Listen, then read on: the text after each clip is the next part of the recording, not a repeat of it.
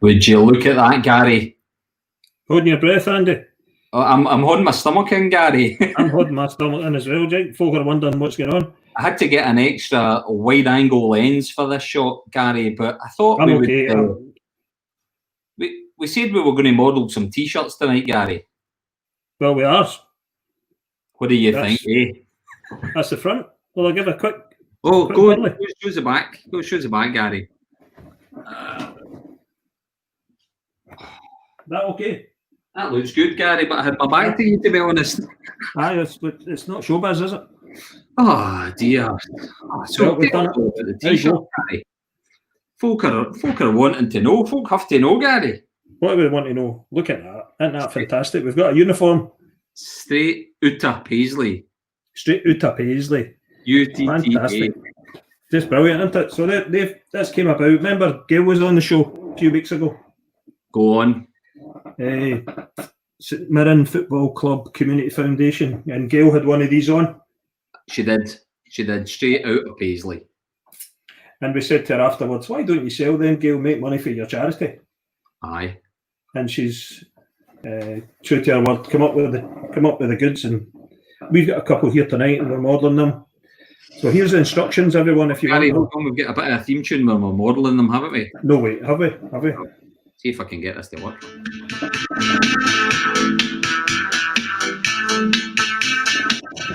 You meant to do the robot, Gary? Couple of tubes. Word said. We are a couple of tubes. So, hold on a second, Gary. I've got my glass of water here. And how's your kitchen service doing, Gary, these days? Is it getting any better? It kicks in at 9 p.m. 9 p.m. for the kitchen service. Right, tell us about these T-shirts, Stephen. Gary. Jeez. There you go. We didn't slip there. Very much so, Andy. Tell me. Hold on, I'll tell you. I kind of know what we need to do with the T-shirts. But the T-shirts, if you want a T-shirt, these are for sale now. 15 quid. So I think 15 quid's a bargain for these T-shirts, but it all goes to St Mirren Football Club Community Trust, or the charitable foundation, sorry. You put 15 quid into the pot per T-shirt on the charitable foundation's Just Giving page. Right. Which is www.justgiving.com crowdfunding/SMFC-foundation-20. Hold on a wee second, and I've got that right on the screen there, Gary.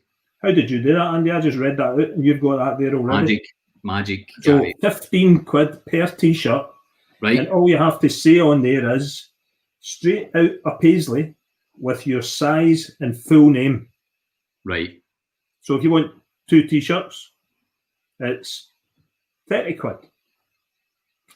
Your size, so mine's large. Right. Andy, there's a wee pause there. Nothing, Gary. Okay, so mine's is a large. So if you want a large, you say, I want 2 large. If you want a large and an extra large or a large and a medium, you put that on the Just Giving page with your dosh. 30 quid for 2, 45 for etc. Straight out of Paisley. Full name and your size. And then what you do is you email Gail. And you email Gail, just like that. Brannigan, gail.brannigan@stmirren.com. Provide your full postal details. So that's a couple of things you need to do. So 15 quid for one of these belters. And it goes to the St Mirren Football Club Community Foundation. The charitable foundation. Now, who's involved in the making of them, the supplier? Because I think the supplier has actually put a wee message up. I'm sure I saw it. There we go. Yeah, it's a double done benefit. So the St Mirren Community Foundation are getting them from, let me see it, they're getting them from Tracy Patrick of Number 8 Johnston, who prints all of St Mirren women's team's kit. There she is. I know Tracy. Tracy was a year above me in school, Gary, so she was. Really? Tracy and her twin sister, Elaine. My goodness. Aye, good folk. Small world, Andy. Good folk, Gary. Small world. So everyone benefits. So Community Foundation benefit, Tracy and her business benefit, and the women's team benefit. And there's some pictures there of the St Mirren FC Charitable Foundation. And Norma is asking, can we post the details on your page later? Absolutely. We will make sure that we get those on the page. Yeah, full details on our Facebook, and catch up on Twitter later on. We've got a couple of pictures that we've modelled earlier, and me and Andy are on. We're going to be showing off the t-shirts. But everyone, please buy the t-shirts, 15 quid. They look a lot better on other models rather than ourselves, of course, Gary. That has to be said. Right, okay, so we had a few technical glitches last week. We had a great show last week, but the technical gremlins were at play, were they not, Gary? Well, very strange. A bit of feedback coming from John, and I think at one moment his kitchen nearly blew up, but he explained to us later on his wife turned a light on in the background, but it looked as if his room blew up. I know. And then Cammy came on, and it was a wee bit. You weren't quite sure if Cammy was there or if he was not there. I know, but we have another musical act tonight to come up, so we'll be talking about that in a little moment as well. But yeah, last week was a fantastic show. Great spotlight on the work that the YMCA Makerspace are doing, and obviously great work that John's doing down in Fergusley Park. And just a quick reminder to everyone, that is what this show is all about. It's about shining a spotlight on the good folk of Paisley, the businesses, the organisations, the charities, and everyone that's a stakeholder within the town that's doing their very best for the town. So, you know, who do you want to see on the show? Who would want to volunteer to come on to speak to us? We'd be delighted to hear from you all. It's great to hear what the community's doing, Andy, right in the middle of the town. And we get to share in that and share the stories. It's great. It's been great, and it's been all going Paisley. I know we're still in lockdown, but there's been a slight easing, and it's great to see some of our businesses bouncing back. I know, Gary, you were already at one of your favourites in the town earlier this week. Is that right? Oh, hold on, I take off Gail's email address so we can see that and all its. A wee bit of research today, Andy. I was out and about today. We went to walk down the town, and Bianco Nero, they've got big, brilliant milkshakes. So we went in, had a milkshake. But they're open. They've been open for quite a while, actually, through the lockdown. But they've just announced that they've got a pop-in service, and just so it's not focused on one business. We want to shine a light on different parts of the community that are opening up again. And we know that Tasty Buds, just around the corner, they're opening up again. They've got their breakfast and afternoon, and also deliveries. I think both. They've got home delivery service. Yeah, I'm hoping that there's a complimentary French toast on the way. You like French toast out of Tasty Buds, don't you, Gary? A complimentary French toast would be fantastic. There you go. I think it's fair to say that you've sampled all of the establishments in Paisley for French toast, and you've and Tasty Buds is at the moment they're top of the range. Yeah. Yeah, and it's great to see your companies in the town or small businesses coming back. And, you know, all that we would ask, and we're a big promoter of Shop Local. And that was something that, if you remember, Provost Lorraine Cameron said right at the start of, you know, this whole chat show thing that we've been doing is, you know, when the opportunity to return back again and start shopping local, please do, because there's good people's livelihoods that depend on that. And that's really important. Isn't it, Gary? Yeah, absolutely. But a wee bit of a cautionary tale to ask people to be sensible. Yeah, we know McDonald's have just announced that they're opening up their drive-ins. Did you see that today? I think you did see that today, Gary, because you sent me a picture. There it is. There. We're not too far from McDonald's, and driving in and out of where McDonald's is it's actually unbelievable, Andy. People were queuing up at 5 to 11 to get in for McNuggets. What is that like? You've got to ask yourself how bad the cooking was in the house during lockdown that you're prepared to queue for an hour for a McDonald's, Gary. Isn't it just? So there's lots of other businesses out there, Andy. There's loads of businesses in the town. We know that. We'd like them to drop us a wee note. Tell us what they're doing. Cloud9 along just at the Methodist Church. I know that they're open up on the High Street, Leisureland, and the new cafe takeaway place just across from it is open. You can see places starting just starting to open up again. We want to know about it, and we'll tell our audience, our what is it you call it, our viewer. Well, I don't know, just anyone that's interested enough to tune in and watch. And we've got some brilliant comments coming through on Facebook. So remember, everyone, we're broadcasting live on Facebook and YouTube. If you've got any comments, if you've got any questions for anyone that's coming up on the show tonight, make sure you post them up. Sean McCauley's got a t-shirt by the looks of things sorted out.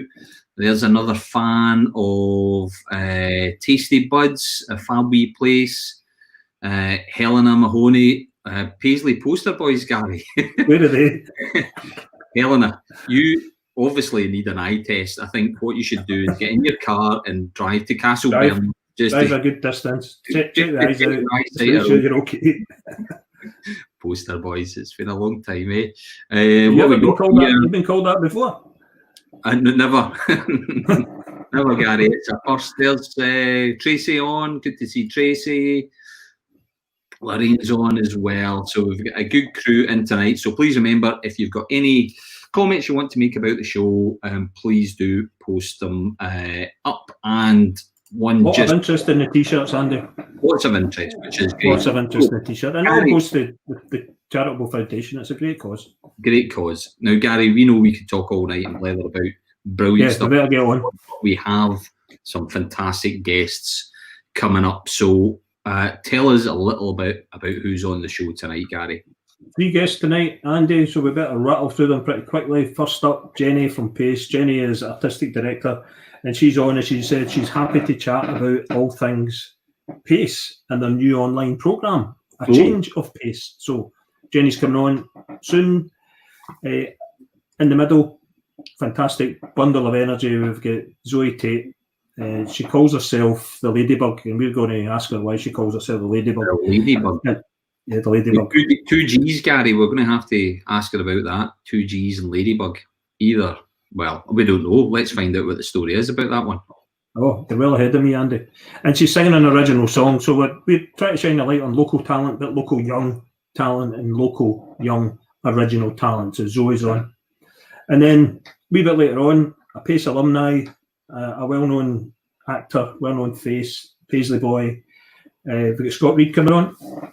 And so it's a brilliant show tonight, Andy. Fantastic. Well, just before we do go to our very first guest, and I can look into the black and white room, and we've got Jenny on standby, so that's good. I think she might have been having some tech problems earlier, but we'll get her in. But just before we do go, a couple of wee... somebody's asking about the badge, Andy. Somebody's asking about the badge. Oh, the badge. Gary, pull that up again, Gary. Is that... You see that better? That's good enough. That's good enough. There you go. So shout out to Eat Up Charity, who are working really hard to help provide extra support to spare food to other charities at this time. Eat Up Charity. Never heard of Eat Up before. So great. Polly, if you've got more information, let us know what that is. Get a few other comments. Sarah Louise, Evelyn, Gary and Andy. Another councillor. Eddie's tuned in for the first time, I think. Eddie, welcome, Eddie. Good to see you. And is that the St. Munn badge on the outer bit? That was the one you were modelling. Right. That's the comment so far. I think we better not keep our next guest waiting any longer. So I'll click a magic button and Jenny will appear. Hello. Hello, how are you both? Hi, Jenny. Great, Jenny. How are you? Good, thank you. Very good. Thank you for having me. Is your technology working okay, Jenny? It seems to be for the moment, yeah. Yeah, I'm not the best, but it seems Where are you sitting in? I'm fascinated with that background you've got. Just our wee office. It's lovely. Rather it's cool. Really fetching. Like a nice office. So Jenny, we've got you on to talk about Pace. Yep. And we want to give you an open platform. Being Artistic Director of Pace, tell us what Pace is doing, what it's for, and what your role is in it. Brilliant. Well, obviously, before lockdown happened, Pace is primarily a youth theatre, so we're all about giving opportunities for young people, arts opportunities, creative opportunities for young people. age 3 to 21. We sometimes go up to 25, but primarily 3 to 21.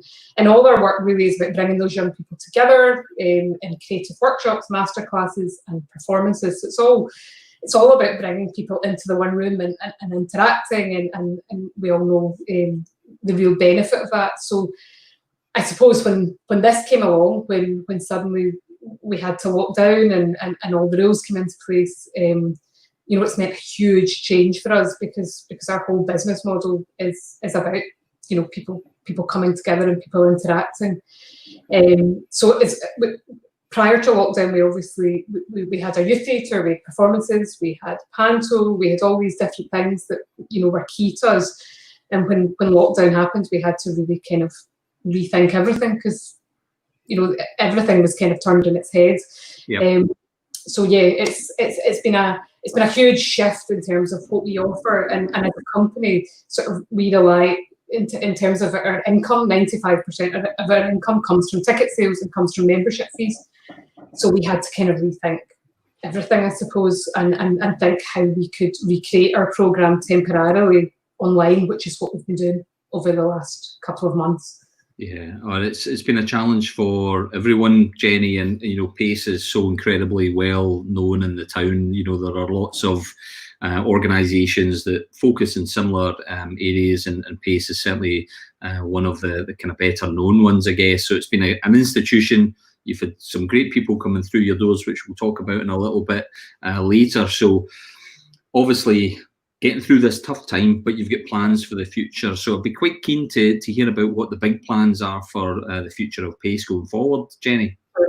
Well, I suppose maybe first and foremost, we have kind of switched our whole programme online, and in the kind of short term, you know, that's what we're continuing to do. So we've launched our change of Pace programme, so we are currently running all our classes now. We've switched it into an online format. We're engaging with over 400 young people every week, and that's through Zoom sessions, so sessions where we bring the young people together with other young people and with their tutors, and also with the sort of Google Classroom format where we set them challenges and tasks and all sorts of things like that. We've also managed to, I don't know, you'll probably come to it later, but we've managed to connect with some of our alumni. So we've been bringing them masterclasses and Q&As and social nights. And for us, really, it's all about continuing that engagement because young people, you know, everything has been kind of turned upside down for them. They've, you know, everything that was normal is no longer there. So for us, we've really wanted to try and maintain that engagement and that connection with our young people so that, you know, they know we're here. We know that, you know, how much we care about what's going on with them. And we also know that being creative, whether it's online or in the room, is so valuable in terms of, you know, yes, from a performance perspective, but also, you know, from a mental health perspective, we know how much they get from it. So it was really important for us to maintain that programme. And for the foreseeable, we will be working in an online environment, but obviously, you know, when possible, we will get back in the room and we will be putting performances on again. But I suppose it's just important to know where we are kind of currently. At the moment, initially we only kind of opened Change of Pace up to our members, but we are looking to open it up Renfrewshire-wide and beyond that Scotland-wide. So if anyone is interested in being part of that kind of creative online experience, then, you know, we'd love to welcome you. We've the moment it's been set up on a donate what you can basis, so you know, everybody is absolutely welcome to join us. Yeah, that's a really interesting point that you make there, because obviously Pace has been based in the kind of institutions around Paisley. You know, I remember dropping my own kids off there when they were younger and going along to a physical place to do something that was very physical, very engaged, very interactive. But obviously current situation has changed all that, and you've developed new methods, new techniques online. But that now allows you to hit a much larger audience, doesn't it? Absolutely. You know, not just within the confines of Paisley or Renfrewshire, but potentially nationally. That's quite an interesting change for you. It's given us so much to think about in terms of where we go, because I think, one, we can suddenly reach more young people. We can suddenly look at having a combination of work that, you know, takes place obviously in our spaces when we're allowed back, but also online. But it's also allowed us to think about, you know, who can we engage with in terms of artists and alumni. So, you know, we've had brilliant people running masterclasses. We've had Mark Rowley, who's been fantastic. He's an actor.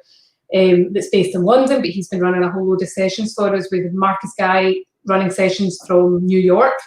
So it suddenly made us realise, actually, we can be bringing, all these different practitioners and artists and filmmakers and whoever they are to our young people, in an online environment. It's changed, I think, the way we're thinking about our, what we can do, and also, like you say, how can we connect with people across Renfrewshire, across Scotland, and even potentially wider, which is really exciting for us, because it's something that we've never really considered, I suppose, to this point. Yeah, it feels like a whole new dynamic that you could bring to the model, even when we get back to normal, and when you get people in the room and talking about the future. You've got that whole new digital technology. You can bring the world can come to Paisley, and I know that you had plans to develop in Paisley, as that stalled ever so slightly, but you're still projecting forward for your own new space, aren't you?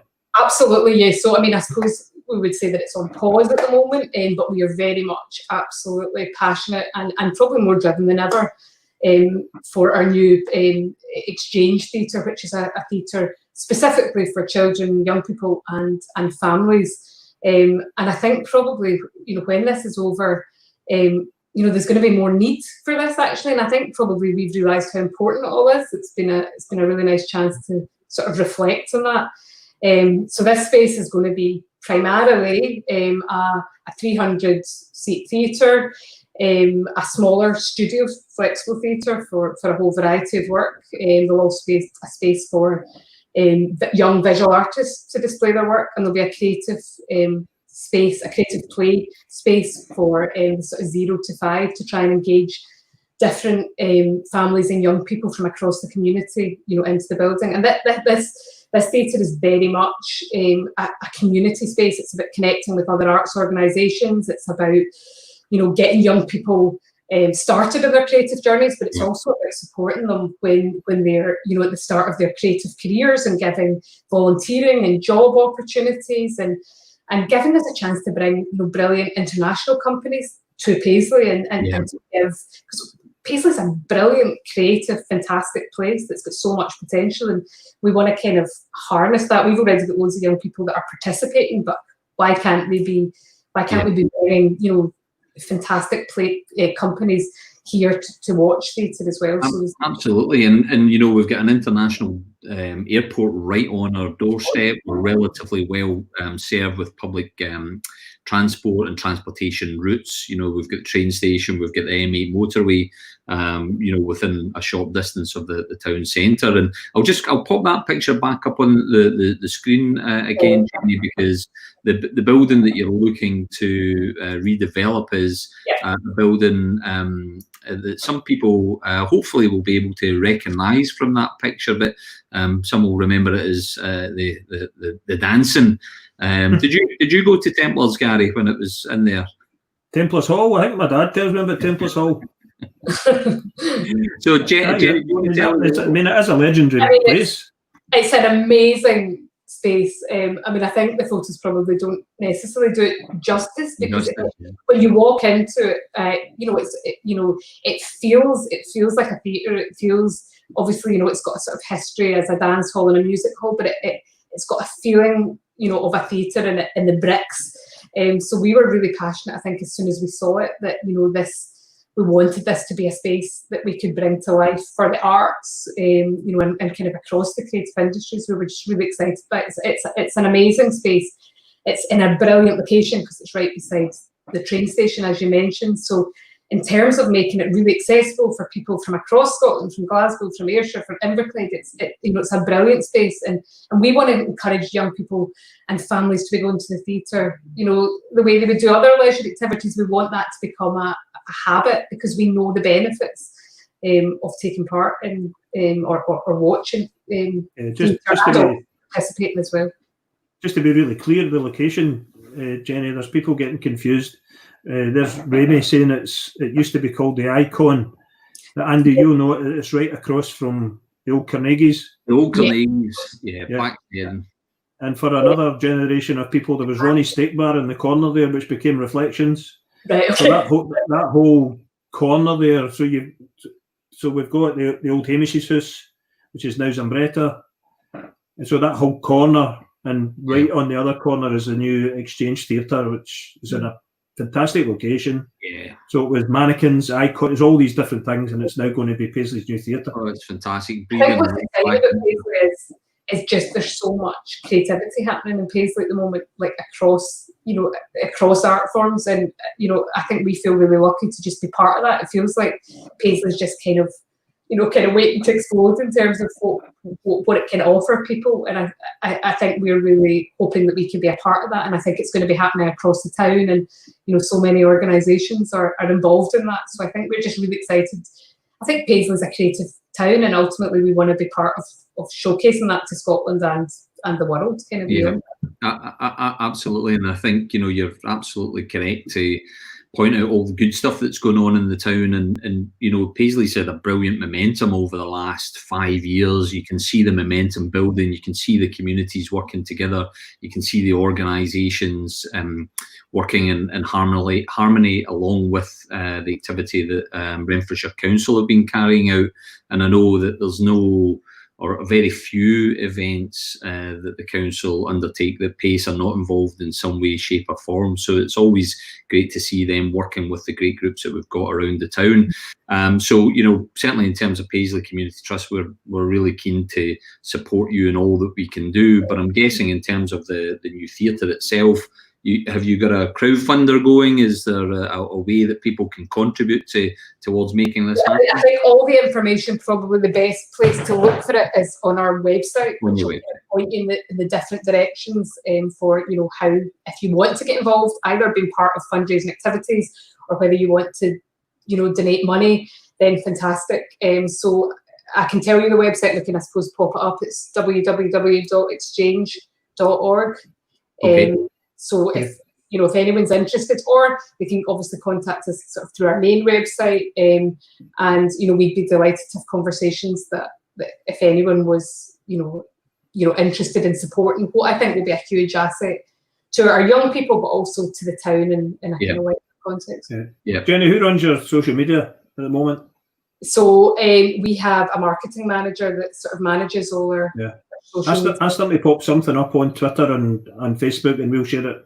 We'll share it around. We'll retweet it, and we'll do it just as a wee reinforcement of what you're trying to do. Yeah, that would be brilliant. Obviously, we are kind of on pause, but we're very much ready and waiting for when the time's right to restart our. You can see it on there. Pace has just commented that it's there. There we go. How good. And there was a question just before we go on to talk about alumni and famous pupils, because that will maybe lead us very nicely into what's coming up later on. Gary, you would think we had kind of planned out this, wouldn't we? But relatively well structured for winging it. Sarah Louise had a question: do you have adult classes? We currently don't. It's a question we do get asked a lot, and it's something that we would definitely consider if there was demand. Obviously, our focus is on young people. That's what our expertise is in, but I think particularly with something like Exchange, it's going to open up doors in terms of the space that we've got and what we're able to do. So kind of watch this space. We would hope that is something that we might be able to consider in the not too distant future. No, fantastic. So for me and you, Andy, you think? Jack and Victor. Oh, topical. My best, Gary. And on the subject of topical alumni, Gary, you had some questions about the alumni and the famous pupils. You see them, coming across the social media now and again, and there's a whole raft of alumni. You've just alluded to them coming back in through social media and through technology, and that's a great thing for you. Yeah, it's been brilliant, and we're incredibly grateful. We've got wonderful alumni kind of across the board, people both kind of working really in the limelight and also people kind of working more behind the scenes, but they're incredibly supportive at the kind of when this all kicked off and we realised, that, we were going to have to completely change our model, and the amount of messages that we had from people volunteering to help, volunteering to run stuff, it was completely overwhelming and amazing, and it's something we'll never really forget, and we hope that, going forward, actually now we can, based on what we've talked about, we can really kind of utilise that more, because our young people just get such a lot out of working with these people that are working in the industry from across the world. It's amazing. you can't necessarily give them that, you know, in terms of their class. So it's something totally unique. We're very, very, very lucky. And it's fair to say that, you know, pupils and alumni of PACE, they've, you know, been on broadcast television shows that we would all know about. They've delivered Shakespearean plays in London at the highest of level. They've been in Hollywood movies. There's probably kind of no area that PACE alumni haven't been able to break into, and it's I always like when someone's on television and I can say, "Oh, that person's from Paisley." You know, it's a little bit of kudos, you know. But it's been a fantastic, you know, establishment in the town. It's great to hear what you've done through this transition, and great to hear what plans that you've got in place. So please, Jenny, do stick around with us, because I'm going to bring in our next guest, which is our musical interlude. Isn't that right, Gary? Yeah, and Zoe Tate is coming on now, and she's given herself this nom de plume of the Ladybug, and we're fascinated by that. Zoe, why are you called the Ladybug? Oh, I'm online because my Wi-Fi is really bad, so I can only make out a wee bit. But I hope you can hear me. You're broadcasting to the nation. I'm called. Is everything okay? Aye, cool. I'm called the Ladybug because the reason I picked up the guitar was because I seen a video of Jake Bugg online, and I've always loved music, but it wasn't until I seen him play that, I don't know, it just clicked that I wanted to be able to play the guitar. And that exact day we went to Argos and I bought like a £20 guitar, and I think my mum and dad just thought I was going to play it, and then like after a few like days I'd like give up on it and not be bothered with it. But I just honestly, I fell in love with it. And then every time I started doing gigs, whenever I was getting nervous, my mum would always go, "Oh, Zoe, don't worry, like you're my wee Ladybug, because like you're a girl and you're like the equivalent of my wee Jake Bugg." And my mum and dad were big music fans, so like they really get into Jake Bugg as well. So it just stuck, and it was just the whole reason like I picked up the guitar and the whole music thing began. So I just thought it was quite special to have something that meant a name that meant something. Oh, that's great. And now we know, Andy, why the double G. Well, that's exactly why we know now. I didn't realise that. Thank you, Zoe. And obviously, I would imagine Jake Bugg is going to be an inspiration. But what other artists are you inspired by? What other ones do you try and, you know, learn from and emulate? Yeah, well, Jake Bugg, I love Amy Winehouse. I love Rod Stewart. I love Elvis. I love the Shangri-Las. So they're probably my main, Catfish and the Bottlemen. They're like my main people that I just love. I just think their lyrics and their writing and everything's just incredible. Oh, that's. I know you've got an original song coming up for us, Zoe. Does that carry on into your songwriting? Sorry, what was that? Does those influences carry on into your songwriting? Yeah, I think they did. I think they did influence my music. Yeah, they definitely did. I'm sorry if I just can't pick you up. My Wi-Fi has just turned so rubbish now that I've come on this. That's okay, Typical. but listen, Zoe, we can, really importantly, we can hear you loud and clear. So I think what we'll do, whilst the technology is still with us, I'm going to put you full screen. So when you see you going full screen, that's your cue. Pick your guitar up and sing your heart out. All right. Okay. Right, we'll go for it now. Okay. So this song is called On the Run. This is a wee song I wrote just about my hometown and just the stories you hear from your friends and what they got up to at the weekend, and it's just stuff like that.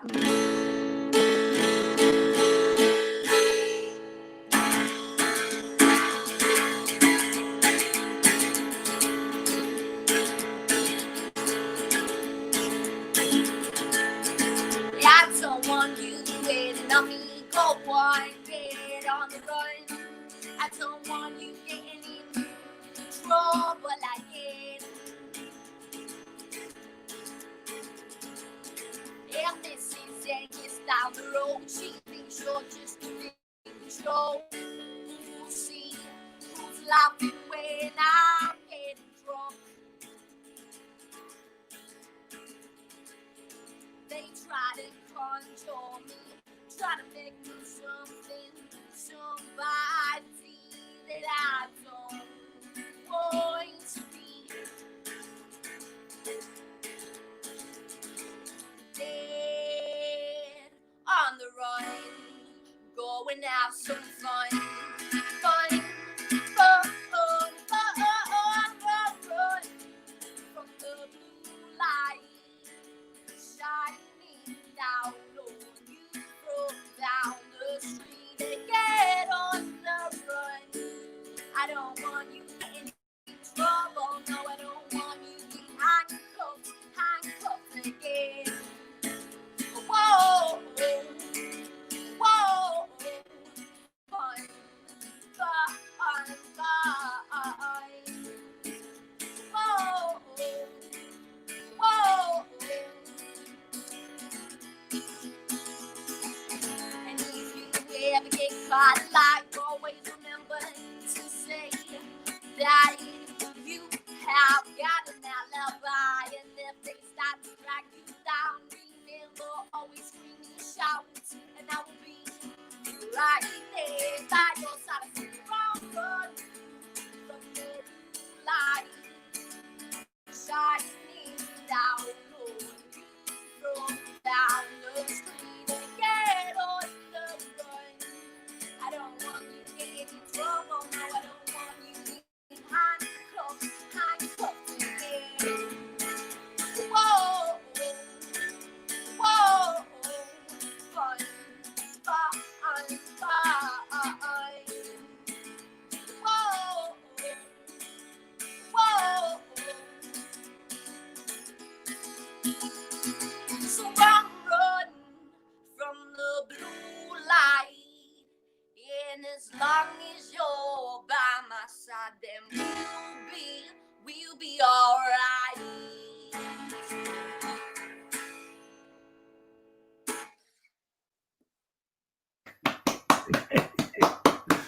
Thank you so much.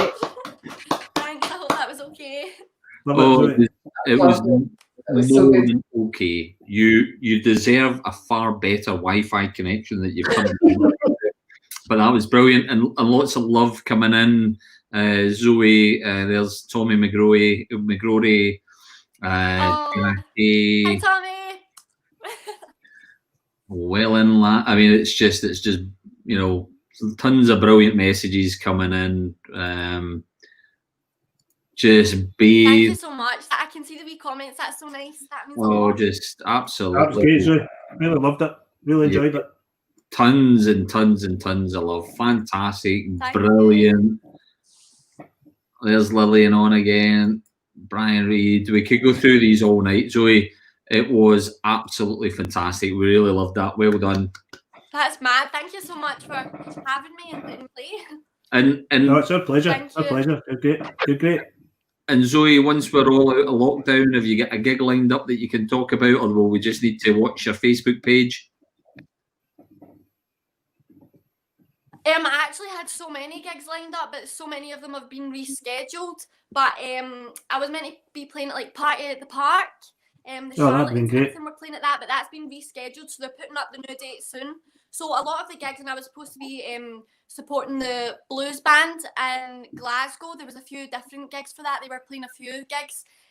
So a lot of my gigs have been rescheduled, but the dates will be getting put up soon so that people have enough time and something to look forward to. All right, great. Zoe, we'll look out for that. Zoe, we'll bid you adieu. Thanks very much. We'll catch you later. Okay, bye-bye. Thank you. Thanks so much. Thank you. Bye-bye. Wasn't she fantastic, Gary? Jenny. Just Brilliant. great. Jenny, just the energy and the talent for young people in the town, and Zoe's one of them. She's got when I first seen her, I first started watching her, she's got a style all of her own. Totally. And I would encourage her not to change it or not to compromise, because it's unique. Absolutely. Now, Gary, we've had a couple of technology glitches there that kind of slowed us down, but I know we've got our next guest waiting patiently for us. Hopefully he's had his tea. Hopefully he's had you say that every week. You've had your tea. Exactly. But you want to hear a quick message first, Gary, did you not? Yeah, just a quick pause. I know that last week was the last unofficial clap, and thanks for the NHS, but we don't want to close that. We want to just remain thankful. It's really important that everyone locally respects what our NHS and our key workers, and as all the workers are coming back in gradually, our respect and thanks go to every single one of them. It might be the last time we do this and to fall in line with that, but we wanted just to say it this week that we wanted to remember that. Absolutely, really important words, Gary. So thank you for that. Well, without further ado, and moving swiftly along, I'm delighted to click a button to let our next guest into our virtual studio, the one and only Scott Reid. Welcome, Scott. How are you? Hello. How's things, Scott? We were asking about your dinner there. Have you had your dinner yet, most importantly? No, I was just doing the preparation for my girlfriend, so because she's not very good at cooking. I love her dearly, but I was just doing the prep work so she can get started well. That's a schoolboy error, Scott, there already. Oh, you're going to be in trouble tonight, Scott. and wasn't Zoe fantastic, Scott? I saw you bobbing along in the background there, so she was great. Yeah, really good. I wasn't really expecting that kind of powerful voice to come out, really energetic, kind of owning it as well, you know, not afraid to say what she thinks, which is good. Yeah, it's important. It's great. Yeah, she's fantastic. And of course, on the screen next to you, we've got Jenny from Pace, which I guess you'll know. Wrong way, other way, Scott. Which I'm sure you'll know. So you learned your craft at Pace really at early days. Tell us about that and how important it was for you, Scott. Yeah, Pace was a great platform for me to. Well, first of all, it was a great thing for my parents. Actually, they probably benefited most from it when I was 6 or 7. Because it was a time for them to get rid of this, you know, wild, energetic little guy who, you know, just give him a bit of respite, I suppose. But over the years, it was really important for me to build up really strong friendships, people that I'm still very, very close to with today, and actually kind of not from a career aspect, just from like as a guy, it gave me like a real confidence to you know, build up relationships. It was a different dynamic away from school, that away from football. It was just a kind of safe space that I could go and build really strong and dynamic relationships, and also learn some stuff about myself. You know, the ability to talk in front of a room or hold yourself, about how to articulate how you think and feel. And you know, Pace has been so valuable for me as a person. You know, and that's not even me talking about, you know, what I do for my career, you know, from my livelihood as an actor. Fantastic. Are you still involved as part of the alumni process? When Jenny was talking earlier about the online thing, you still in touch? Are you involved in that? Yeah, I've been doing, maybe not so much since the coronavirus has been, the kind of pandemic's been. I've been doing stuff like helping out my dad's work at the Arch in Brigton, which is like a resettlement home for guys who've got problems with addiction or just emergency homelessness. So I've been doing a lot of stuff there. But you know, the gang at Pace, no, I'm always there. I've done stuff in the past, little master classes, and came in and been involved with the guys there. You know, I absolutely love Pace. A lot of the guys and girls who still work there, you know, they're not colleagues or associates, they're friends, and they're people who've supported me, and I know will continue to support me regardless of what happens in my career, and I will always be doing that for Pace as well. I mean, I couldn't be a better ambassador for Pace. You know, I will shout to the rooftops. It's a company and an organisation that I love and I respect so much. Oh, that's fantastic to hear, and I'm sure, Jenny, you've got a big grin in your face hearing that, Jenny, haven't you?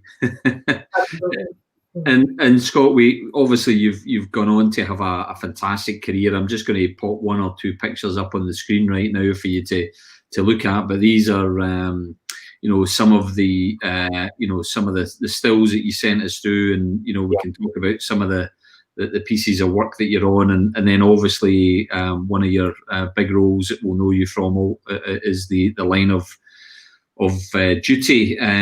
But you know, every actor, I guess, needs that first break. How did it happen for you, Scott?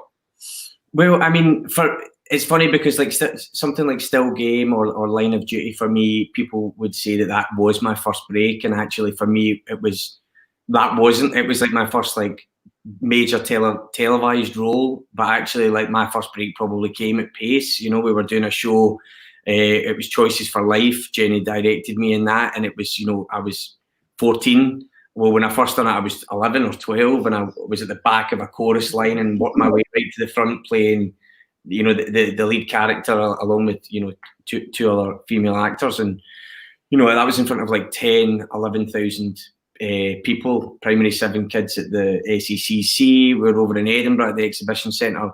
And for me, you know, until I had never performed to that amount of people until very recently when I went back and reprised the role of Methadone Mick at the Hydro with the Still Game guys, and they were all like, "Oh, you've never experienced anything like this before." And I was like, "Well, actually, you know, when I was like 15, I was, you know, very comfortable at, you know, doing this show in front of like 11,000 primary 7s, which is probably a harder audience than a drunk full of drunk Glaswegians." I know. Fantastic. Is it almost you get into a character and you hide behind a character? Is that how it works for you, or do you work differently? Yeah, I mean, for me, every theatre's different. I mean, for me, the live theatre is so much more rich because you get to feel the energy, and you get a response back from the audience, which I suppose you don't get when you're, you know, there's a camera right in front of your face. So it's good, and every character brings a different, you know, a different nut to crack. Hi, Sandy and Caroline. How you doing? You're good. And Gary, you're people watching the lockdown stuff. Is that right, Gary? Just to cue up the images that we've got, I think. We've been having a bit of communication on Twitter, and one thing that I picked up on, Scott, that you were plugging quite a lot, or that you were interested in, was the Paisley's derelict football parks. Yeah, that's right. A friend of mine really, well, me and my dad, we obviously love football very much, and that's something that I've played football. It's something that I'm missing dearly at the moment. The German football's not quite doing it for me just now. I can't wait for the Scottish game to come back. But actually, there's been a real, I think it's, you know, everybody keeps saying what's wrong with Scottish football, and we need to sort what's happening at grassroots level. And I think actually that my friend who I was at school with, Danny Johnson, who's now a PE teacher, he posted this thread, and it was all the lists of football pitches that we used to play on in Paisley and in the kind of Renfrewshire area, and actually how much of them had been left unattended, derelict, you know, not even areas that that little kids or families would even go and like play on, let alone play a game of football on. And it really kind of hit me really, and I thought that it's, if we want this next group of brilliant Scottish footballers to come through, but every time they want to go and play football, they need to hire a Astrograss 5-a-side pitch or an 11-a-side pitch at a school or something like that and pay £5 to £8 a head. Well, for me, that didn't sit right. And actually, I think it's something that, you know, I've had conversations with Danny himself, and I think it's something that we might actually try to start to challenge, you know, local council on, and hopefully have, you know, your guys' support within the trust, because it's, you know, why would kids go and play football when they can sit and play a computer game when you see some of the state of the pitches that are around here? Scott, where's that one that we showed up on the screen? I seem to recognise that one. That's down at on the River Cart as you go past down through Hawkhead Estate. Hawkhead Estate, yeah. And that used to be, that's where I kind of, that's really near my mum and dad's house, and that's where I pretty much learned to play football. Yeah. And now, you know, my dog, you know, she wouldn't even run about on it. She's, you know, it's marshy, it's muddy, it's clay, and it's just, you know, it shows that nobody's taking care of it. When I think it's a thing that actually it's our national game. Yeah, and it's something that we should be doing. You know, and there's people there who are desperate for pitches on a Saturday. There's a real lack of pitches, and actually the game's moving so much to AstroTurf. Actually, I think something has to be about it. It's it's a little poppycock, you know, leaving all the pitches to go like this. Well, if we can put there's councillors. Yeah, there's councillors tuning into this. As Councillor Eddie Devine was on earlier. He's the leader of the Labour Party in Renfrewshire. Eddie, you love your football. Let's do something about that. I'm quite lucky because obviously with, you know, being on things like Still Game, you get that lovely blue tick next to your name on things like Twitter, and you get quite a lot of MPs, MSPs, councillors, provosts following you and engaging with you. And I have actually tagged them in the thread, and none of them have kind of taken the bait yet, which is disappointing. But at the same time, I do understand there's quite a lot going on. Yeah, you know, maybe some derelict football pitches might not be that high up in the agenda, but it's something that I feel very strongly about because I absolutely love football. Yeah, well, let's see what we can do to support that. And of course, throughout tonight, you've mentioned a particular character, Scott, and you've mentioned a particular programme, Scott. So it would be remiss of us to miss out one of the kind of much loved roles that you've got or that you've played in the past, and that's Methadone Mick from Still Game. There you are in your finest looking outfit, Scott. What does it mean to you to play a character that's become pretty iconic? You know, out of the Still Game characters, it was always going to be difficult for any character to kind of hold their own with the rest of the cast. But you come in and you managed to do that. That must mean quite a lot to you, Scott. Yeah. Well, first, thank you very much for your kind words. I think for me, it was always about just going in and trusting the words that are on the page and try and do them to the best of your ability. You know, you're nothing really without a writer, and what a writing team to have for you. Then, you know, Ford and Greg Kieran and Greg Hemphill, they were, you know, really great mentors, and they kind of really took me under their wing and just, you know, they're quite hard people to work for, but at the same time, they're fantastic people to work for. They've got such a high expectation, such a demand for, you know, specificity, but at the same time, a freedom and a silliness to create. And actually that kind of duality is what you need as a performer. You need to work hard, be serious at the times where you need to be serious, but to be free to let your mind create silly things. And, you know, like things like the Methadone Mick laugh, you know, that was in the script at the beginning. They had a kind of rough idea of what they wanted, and then it was like, boom, there's that for you. What do you think? And, you know, that took on a life of its own. And actually, there was one day I remember, you know, we were doing the table read, I think, for the second series that I was involved in.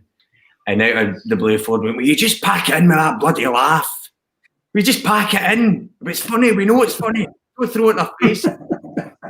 And that's the kind of type of relationship that it was in the Still Game family. You know, everybody, it was hard love. It was real West Coast Scotland love. Like, you're never too big for your boots. Aye. Yeah. One day I came in and I was like, this joke, I think's not landing. And then they just two of them just looked at me and were like, "We do the righty, and you do."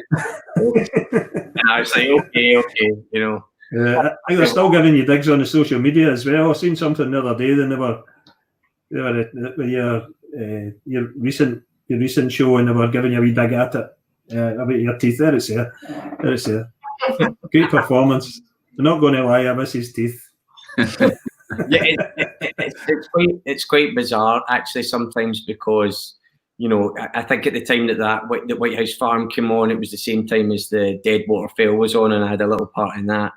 And actually, there was some people on Twitter going, "Can you believe Methadone Mick's turned into a detective and a prison cop in the same night," or something like that? And it's something that's, you know, which I'm very happy about, that, you know, shows that people, you know, love the character Methadone Mick. But you know, it's something that I'm lucky that I've got time to kind of.